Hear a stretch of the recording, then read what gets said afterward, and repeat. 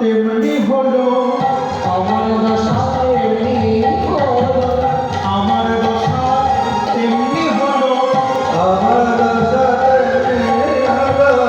বঞ্চিত মাধবের মতো আমার দশা তেমন হলো।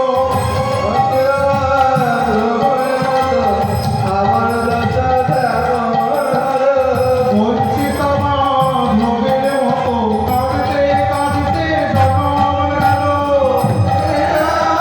রাধে কাছে কাছে জনম গেল। আমার দশা এমন হলো। মাধবী মধুর সুজা রাজরানী সখীদের বলছে, সখীরে বিঘটিত কাহানু বিধি পরিমাণ নিশ্চয় জীবনে কাউকে বঞ্চিত করেছিলাম, তাই তো ওই নয়নের জলটা আমার সার করল। কিন্তু না, এটা ভালো এরকম থাকবে। কেমন সার হলো জানিস? পাপ ও পরানো মোর আন নাহি জানত, কানো কানো কানো করেছ বলে প্রাণ আমার সদাই কাঁদে।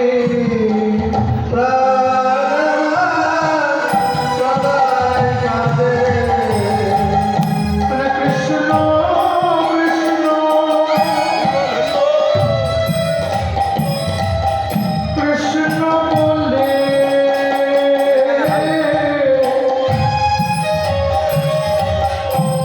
এই পাপ প্রাণ সদাই কাঁদে। কৃষ্ণ কৃষ্ণ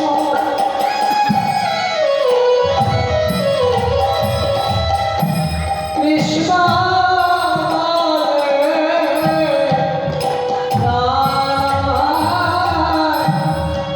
সদাই কারে।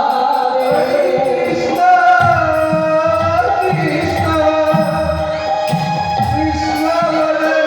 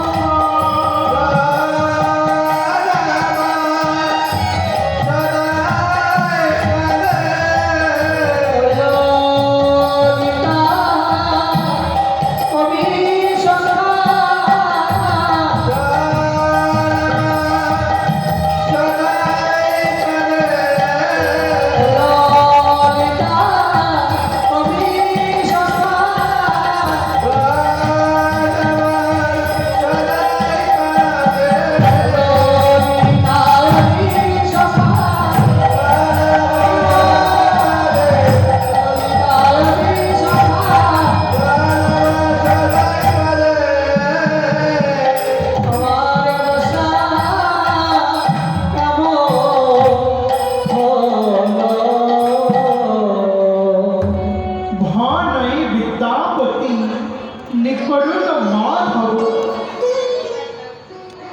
আজকে পদকবি বিদ্যাপতি ঠাকুর বলছে, রাধারানী তুমি কেঁদো না। মেলা জন্য নয়, থাকতেছে না। প্রেম মানে কি জানো রাধি? ওই হচ্ছে। প্রেম মানে ভগবানের পাওয়া নয়, প্রেম মানে অনন্ত হারানো, দেখো, হ্যাঁ, প্রেম মানে অনন্ত কান্না। ওরা নেই আজকে প্রেমের বৈশিষ্ট্যকে প্রকাশ করার জন্যই যারা তোমার মাধব নিকরুণ হয়ে আরামে চলে গেছে। তাই ভয় বিদ্যাপতি নিকরুণ মাধব গোবিন্দ দাস রস রস রস আমরা কি জানি বাবা, একটা পদের একজনই পদকবি থাকে, তাই না? কিন্তু এই পদটা যিনি লিখেছে বিদ্যাপতি ঠাকুর, এই পদের সঙ্গে আরেকজনের নামও জুড়ে রয়েছে, ভনৈ বিদ্যাপতি নিকরুণ মাধব গোবিন্দ দাস রস। কেন?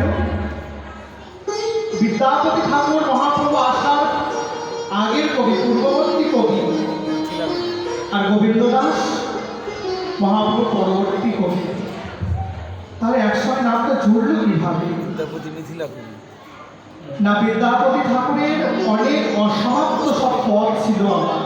বিদ্যাপতি মিথিলা কবি যে বিদ্যাপতি। জীব গোস্বামী বললে গোবিন্দ দাস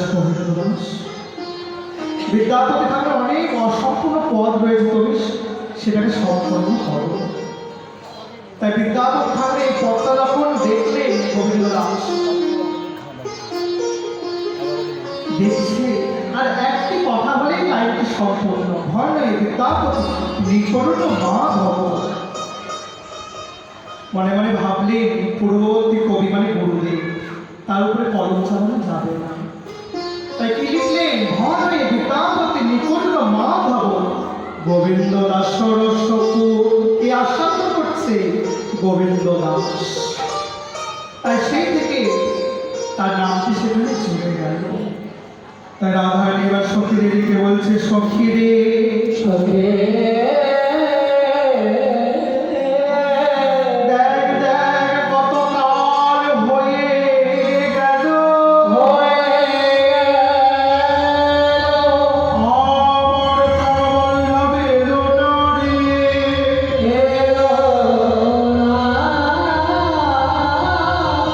সখী একবার আমার হাত ধরে সেই মাধবীলতার কুঞ্জে নিয়ে চল। যে মাধবীলতার কুঞ্জে পূর্বরাগে আমাদের আর তাতে প্রথম মিলন হয়েছিল।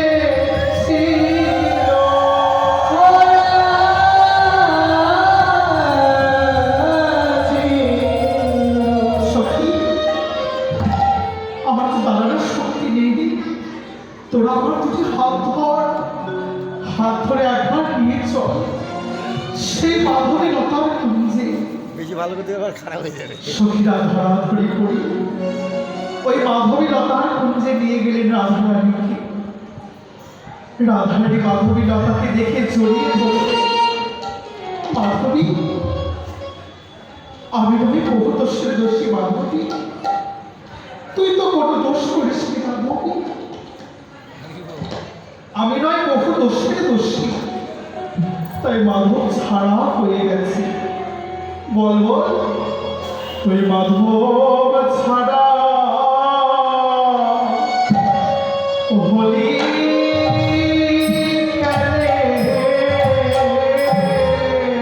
আমি মাধব ছাড়া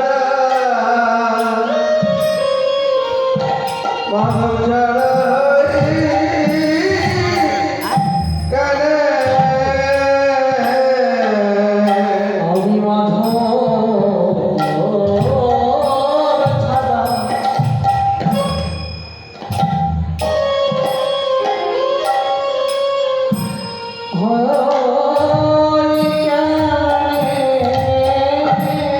মাধবী, আমি নয় বহু দোষের দোষী, তাই মাধব ছাড়া হয়ে গেছে।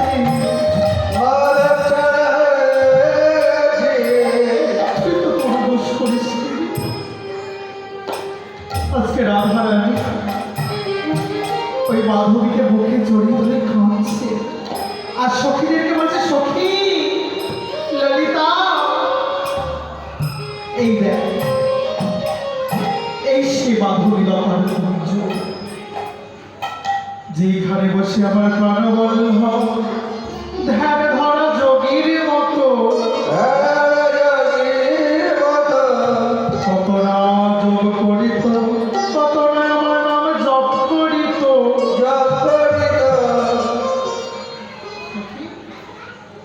এই সে মাধবী লতার কুঞ্জ, তাই এই নাম মাধবীর তলে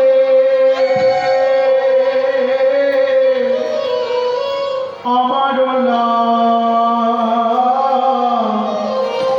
গিয়া প্রিয়া।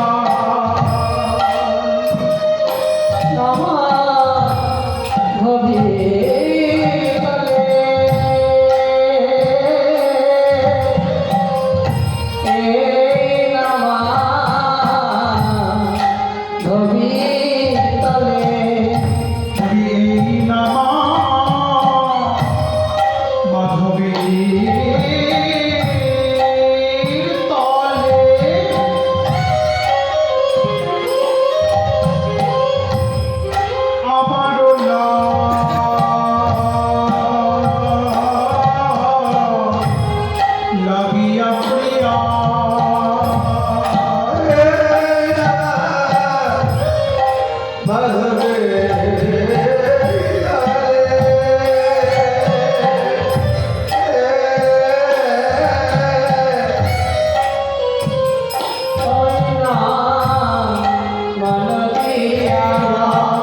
বলি যোগী যেন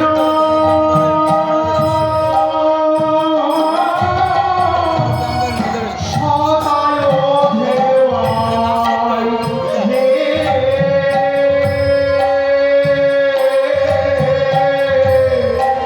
যোগী